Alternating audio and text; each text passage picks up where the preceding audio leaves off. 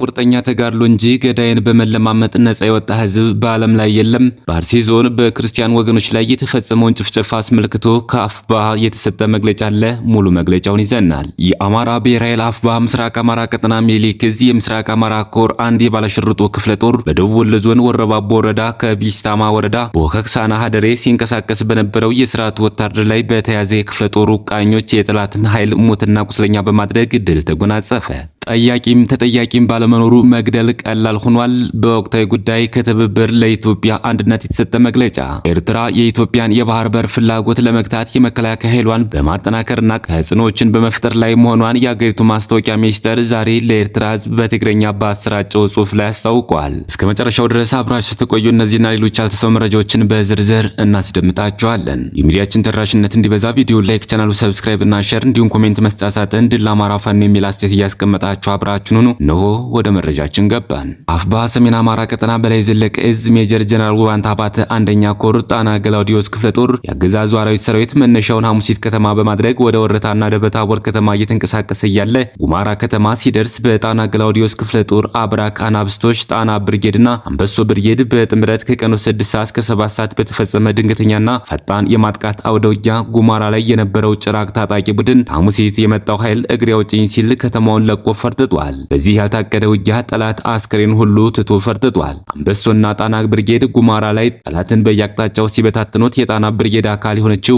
እሸት ሻለቃ ደግሞ ሐሙሲት ከተማ በመግባት ተጨማሪ የአገዛዙ ታጣቂ ቡድን ወደ ጉማራ እንዳይንቀሳቀስ አድርገዋለች። እሸት ሻለቃ ወደ ከተማዋ የገባው በአርሴማ በኩል ሲሆን አርሴማ ላይ የነበረው የጠላት ኃይል ድንገተኛ ጥቃት በመክፈት መድረሻ ሳጥተዋለች። በሌላ መረጃ የአማራ ፋኖ ብሔራዊ ኃይል ምስራቅ አማራ ቀጠና ሚኒሊክ ዕዝ ላስታ ጀነራል አሳምነው ጽጌ ኩር የአገዛዙ ጨፍጫፊ ኃይል 47ኛ ክፍለ ጦር ድባቅ ተመቷል። በክዳን ወረዳ ልዩ ስሟ ወይራ በር በተባለች ቦታ መነሻውን ከሙጃ ከተማ ከሌሊቱ 7 ሰዓት በማድረግ የአማራ ፋኖ ብሔራዊ ኃይል ምስራቅ አማራ ቀጠና ሚኒሊክ ዕዝ በላስታ ጀነራል አሳምነው ጽጌ ስር የሚገኘውን ጥራሬ ክፍለ ጦር የትግስቱ ሻለቃን ለማፈን ጥረት አድርጎ የነበረ ሲሆን ጠላት አንገት አስደፊ ኪሳራ ገጥሞታል። በነበረው አውደውጊያ ጠላት ያለ የሌለ ኃይሉን ከመድፍ እስከ 107 በመጠቀም በአካባቢው ከባድ ድብደባ ቢያከናውንም ያልተጠበቀው ነገር ገጥሞታል። በአውደውጊያውም የተገኙ ቁሳቁሶችና ምርኮኞች የተማረከ ቁጥር ክላሽ 3፣ የክላሽ ተተኳሽ 500፣ የብሬን ተተኳሽ 200፣ የተማረከ መከላከያ 3፣ የቆሰለ ሻለቃውን ጨምሮ 8 የተደመሰሰ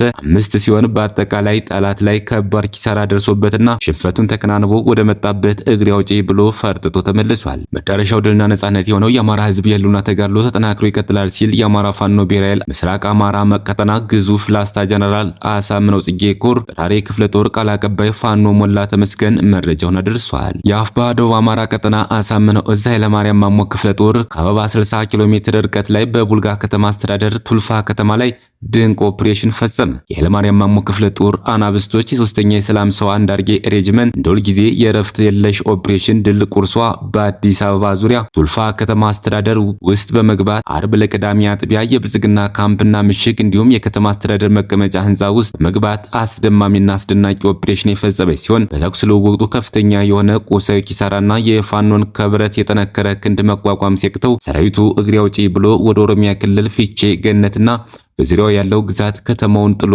ለቆ ፈርጥጧል። ፋኖም ካስደነቀው የከተማ ኦፕሬሽን መልሶ ወደ ተቆጣጠረበት ግዛት የሚኒሊክ የጦር ግምጃ ቤት ወደ ኮርማሽ ንዑስ ወረዳ ቀበሌዎች በደልና በጀግነት ተመልሰዋል። ይህም የከተማ ኦፕሬሽን እንደሚቀጥል የአፍባሃ ደቡብ አማራ ቀጠና አሳምነው ዕዝ ኃይለማርያም ማሞ ክፍለ ጦር ምክትል አዛዥ ለኦፕሬሽናል ዘመቻ መምሪያ ኃላፊ አስታውቀዋል። መረጃውን ያደረሰን አርበኛ ቦጋለ መንዳ የቡልጋ ክፍለ ጦር ሪፖርተር ነው። በቁርጠኛ ተጋድሎ እንጂ ገዳይን በመለማመጥ ነጻ የወጣ ህዝብ በዓለም ላይ የለም። በአርሲ ዞን በክርስቲያን ወገኖች ላይ የተፈጸመውን ጭፍጨፋ አስመልክቶ ከአፍባሃ የተሰጠ መግለጫ። በአርሲ ዞን በጉና፣ በመርቲ፣ በሽርካና በሆሎንቆ ዋቢ ወረዳዎች የኢትዮጵያ ኦርቶዶክስ ተዋሕዶ ቤተክርስቲያን እምነት ተከታዮችና ካህናት በተለይም አማራዎች ላይ ሲፈጸም የቆየው ግድያና ስቃይ እጅጉን ተባብሶ መቀጠሉን ተገንዝበናል። የአማራ ፋኖን ወደ ጫካ የገፋው ዋናው ምክንያት አገዛዙ በአማራ ህዝብ ላይ በቤተ እምነቶች ላይ የሚፈጽመውን መዋቅራዊ ጥቃት እንዲያቆም በተደጋጋሚ በሰላማዊ መንገድ ጥያቄዎቻችን ሲጠይቅ አረመኔው የአብይ አህመድ አገዛዝ ይህን ጥያቄውን ከመስማት ይልቅ በጩኸት በመመሰል ወደ ሙሉ ዘር ማጥፋት ጦርነት በመግባቱ እንደሆነ መላው ህዝባችን የሚያውቀው ነው። የመዋቅራዊ ጥቃት የአብይ አህመድ አገዛዝ ወደ ስልጣን ከመጣበት ጊዜ ጀምሮ እጅጉን ተባብሶ በሁሉም የኢትዮጵያ ክፍል በካህናትና መሻይኮች በኦርቶዶክስና በእስልምና ምዕመናን ላይ በግልጽና በስውር ጭፍጨፋ ሲፈጽም ከመቆየቱ ባሻገር በአርሲ አካባቢ የተፈጸመው ማንነት ተኮር ጭፍጨፋም የዚሁን ነጸብራቅ መሆኑ የአደባባይ ሀቅ ነው። ጥቃቱን ይበልጥ አስከፊ የሚያደርገው የዜጎች ደህንነት የመጠበቅ ኃላፊነት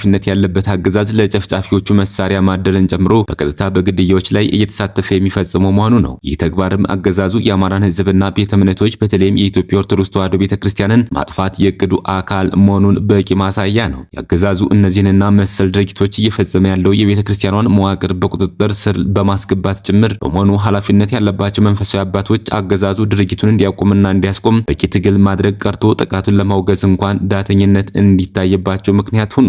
የጥቃቱ ሰለባዎችን ማንነት የሚጋራው ህዝብም ሆነ ሌላው ኢትዮጵያዊ የጥፋት ተልዕኮ ይዞ የተነሳውን አገዛዝ ማስወገድ ላይ ከማተኮር ይልቅ ከገዳይ ፍትህ የመናፍቅ አደገኛ አስተሳሰብን በመሸከም ዛሬም እንደ ትላንቱ ሻማ በማብራትና ፍትህ በመለመን ሞትን የሚጠባበቅ መሆኑን መጪውን ጊዜ አስከፊ ያደርገዋል። በዝምታ እያየው ያለው ሁሉ የአገዛዙ የጥፋት እቅድ እንዲቀጥል ድጋፍ እያደረገለት መሆኑን መታወቅ አለበት። በሰው ልጆች እልቂት ማዘን ሰብአዊ ባህሪ ቢሆንም በቁርጠኛ ተጋድሎ እንጂ በሐዘንና እርግማን ነፃ የወጣ ህዝብ በዓለም ላይ የለም። በመሆኑም ሐዘንና እርግማን የሚለውጠው ነገር እንደሌለ ታውቆ በከተማም ሆነ በገጠር የሚኖሩ ሁሉም ኢትዮጵያዊ እንደ አካባቢው ነባራዊ ሁኔታ ራሱን በማደራጀት አገዛዙን በሁሉም ረገድ ታግሎ እንዲያስወግደው ጥሪያችን እናስተላልፋለን። የአማራ ፋኖ ብሔራዊ ኃይል አመራርና ሰራዊቱ የሽብርና የጭካኔ ተግባራት የሚቆሙት አረመኔውን የአብይ አህመድ አገዛዝ ፍትህ በመለመን ሳይሆን በሁሉም የሀገራችን አካባቢዎች በአፈሙዝ በታገዘ ሁሉን አቀፍ ህዝባዊ እምቢተኝነት በሚደረግ ትግል ብቻ እንደሆነ እንገነዘባለን። ለዚህም ድርጅታችን ሲያደርግ የቆየውን ተጋድሎ አጠናክሮ በመቀጠል የዜጎቻችን ደም የሚያፈሰውን አገዛዝ በማስወገድ ኦርቶዶክሳውያንን ጨምሮ ለመላው ህዝብ የሰላም አየር ይመጣ ዘንድ መስዋዕትነትን መክፈሉን ይቀጥላል። በመጨረሻም በዚህ በአገዛዙ ይሁንታ በሚደረግ አሰቃቂ ኢሰብአዊ የጭካኔ ድርጊት የወደቁ ሰማዕታትን ነፍስ ይማር እያልን ለኢትዮጵያ ኦርቶዶክስ ተዋሕዶ ቤተክርስቲያን ምዕመናንና ለሰማዕታቱ ቤተሰቦች መጽናናትን እንመኛለን። በህልውናችን በተባበረ ክንዳችን የአማራ ፋኖ ብሔራዊ ኃይል። ጠያቂም ተጠያቂም ባለመኖሩ መግደል ቀላል ሆኗል። በወቅታዊ ጉዳይ ላይ ከትብብር ለኢትዮጵያ አንድነት የሰጠ መግለጫ። በሀገራችን ኢትዮጵያ ተጠያቂነት ከመዝገበ ቃላታችን የጠፋ ያህል ስርዓት አልበኝነት ነግሶ ዜጎችን መጨፍጨፍ የተለመደ ተግባር እየሆነ መጥቷል። በአንዱ አካባቢ የተሰማ እልቂት ሳይውል ሳያድር በሌላኛው አካባቢ ደግሞ በበለጠ ዘግናኝ እልቂት ውደቱ ተጠናክሮ ሲቀጥል እየተፈጸመ ላለው ፍጅት በዝምታ ማየት በተባባሪነት የተረጋገጠ መስሎ ይታየናል። ስርዓቱም በህልሙ በፈጠረው የቅዠት ዓለም እየዋኘ ለምለሙ መስክ እንጂ እልቂቱን ሊመለከት አልፈለገም። አያይም አይሰማም ወይም ሆን ብሎ ድርጊቱ በሌላ መሰል ድርጊት እየተዳፈነ እንዲረሳሳ እንደሚያደርግ ግንዛቤ እንድንይዝ አድርጓል። ከመጋረጃ ጀርባው ሊኖር የሚችለውን ሴራ ትተን ነው በአደባባይ የተናገሩ መልእክቶችን ብናወሳ ሰበርናቸው አሁን ቀና እንዳይል አድርገናል።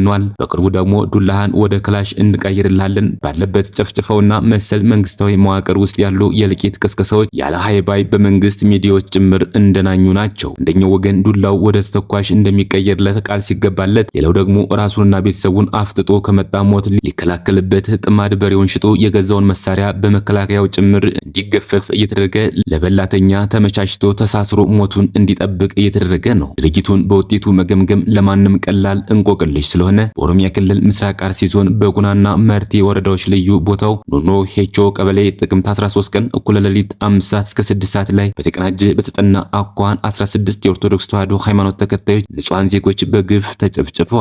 የእልቂት ሰለባዎች ከ2 ዓመት ጨቅላ ህፃን ጨምሮ እስከ 70 ዓመት አዛውንት ይገኙበታል። ለአብነት ያክል አራቱ የአንድ ቤተሰብ አባላት መሆናቸውን ለመረዳት ችለናል። በአካባቢው የሚኖሩ የቀሩ ክርስቲያኖች እነዚሁ ነበሩ። በተጠና መልኩ ለዘር እንዳይቀሩ ነው የጨፈጨፏቸው የሚሉት አንድ አማኝ የጸጥታ ኃይል ጠዋት እንኳን እንዳልደረሰ ሰውም ለቀብር ስለጠፋ አምስቱን በአንድ ጉድጓድ ለመቅበር ተገደናል ይላሉ። በተመሳሳይ ሁኔታ በዞኑ ሸርካ ወረዳ ሄላ ዘባባ ቀበሌ ጥቅምት 17 ሌሊት በርካታ የእምነቱ ተከታዮች ታግተው 3ቱ ወዲያው ሲገደሉ ቀሪዎቹ እስካሁን የደረሱበት አልታወቀም። እንዲሁም ጥቅምት 18 ሌሊት በሆንቆሎ ዋቤ ወረዳ 5 የእምነቱ ተከታዮች ተጨፍጭፈዋል። የቅንጅቱ ፓርቲዎች አካባቢው የእልቂቱ ምድር መሆኑን በመግለጽ በተደጋጋሚ ማሳሰቢያ ብንሰጥም ከመካድና ከመፈረጅ የዘለለ መልስ አልተገኘም። ይህም የዘር ፍጅትና ዘር ማሳሳት መግለጫ አድርገን እንወስደዋለን። አሁን ላይ ካለው ጥላቻና መዋቅራዊ ጥቃት እንዲሁም ጥቃቱን በተለምዶ ኦነግ ሸኔ አደረሰው ከሚባለው ዘፈቀዳዊ ግድያ ዘለል ያለና ነገሩ ቀጠናዊ ሽብር ቡድኖች ጋር የተገናኘ ሊሆን እንደሚችል ማየት ተገቢ መስሎ ይሰማናል። ቅንጅታችን እንዲህ አይነቱን ግዙፍ የሰብአዊ ድርጊት በጽኑ ያወግዛል። እልቂት የየቀኑ ገጠመኙ ለሆነው የአካባቢው ማህበረሰብ ብርታትና መጽናናትን እየተመኘን አንደኛ ዓለም አቀፍ ማህበረሰብ ኢትዮጵያ ውስጥ የሚካሄደው ማንነትና ሃይማኖት ተኮር ጥቃት መንግስታዊ መዋቅርን የተከተለ ስርዓታዊና ተጨማሪ እጅ ያለበት ስለመሆኑ ምርመራ እንዲደረግ ጥሪ እናቀርባለን። ሁለተኛ በተለይ የአርሲ ዞን ነዋሪዎች መንግስታዊ መዋቅሩ ይጠብቀናል ከሚል አዘናጊ ሂሳብ ወጥታችሁ ተፈጥሯዊ በሆነ ራስን ከሞት መከላከልና ከልቂት ለመዳን በመዘጋጀት ራሳችሁን ከጨፍጫፊዎች መጠበቅ እንዳለባችሁ እናሳስባለን። ሶስተኛ በፍርሃት ቆፈንና መንግስታዊ ጫና ተቀፍድደው ቃል መተንፈስ ያልቻሉ የሃይማኖት አባቶች እልቂቱ መሃል አዲስ አበባ ከመምጣቱ በፊት መንግስትና ዓለም አቀፍ ማህበረሰብ ላይ ጫና እንዲፈጥሩ እንጠይቃለን። የሁሉም ቤተ እምነት አባቶች ጋር በመሆን ለህዝቡ ጥሪ በማድረግ በጣም ሳይረፍድ አባታዊ ግዴታችሁን እንድትወጡ እናሳስባለን። አራተኛ በመንግስት መዋቅር ውስጥ ሆናችሁ ፊት ለፊትም ከመጋረጃ ጀርባ እልቂት የምትጠምቁ ባለስልጣናት ድርጊቱን በችልታ ያለፋችሁ የጸጥታ አካላት በዳው ግብር የተቋቋማችሁትና ይህንን የግፍ ግፍ እንዳላየ እንዳልሰማ ያለፋችሁ የመንግስት ሚዲያ ኃላፊዎችና ሰራተኞች ፍትህ ሲሰፍን ከተጠያቂነት እንደማታመልጡ